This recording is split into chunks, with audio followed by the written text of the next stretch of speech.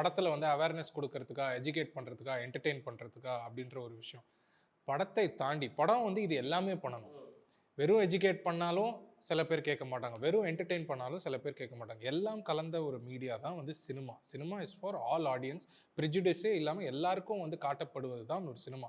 சினிமாவில் black screen ஒரு ஒரு பிளாக் லைட்ஸ் ஆஃப் பண்ணால் உங்கள் பக்கத்தில் யார் இருக்கா, அவங்க என்ன நிறம், என்ன உடை அணிஞ்சிருக்காங்க, எதுவுமே யாருக்குமே தெரியாது. ஸ்க்ரீனில் ஓடுறதை நீங்கள் பார்க்குறதுக்கு நீங்கள் வரீங்க. அந்த இடத்துல எந்த ப்ரெஜுடிஸுமே கிடையாது. நீங்கள் என்ன வேணால் அவங்களுக்கு காட்டலாம், அதுலேருந்து அவங்க என்ன வேணால் எடுத்துக்கலாம். என்னை பொறுத்த வரைக்கும் மெயினாக வந்து பிரச்சனை வந்து நிறைய பேருக்கு வந்து எனக்கு இது நடக்காது, நம்மளுக்கு இது நடந்துராது அப்படின்ற ஒரு அலட்சியம் தான்.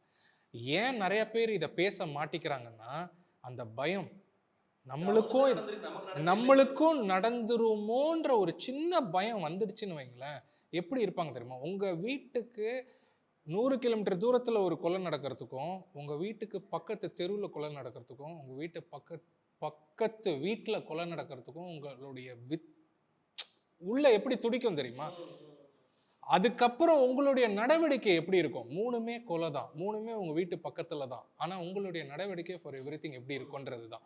ஸோ இந்த படத்து மூலமாகவும் நாங்கள் அதை தான் சொல்ல வரோம். இது யாருக்குனாலும் நடக்கும்.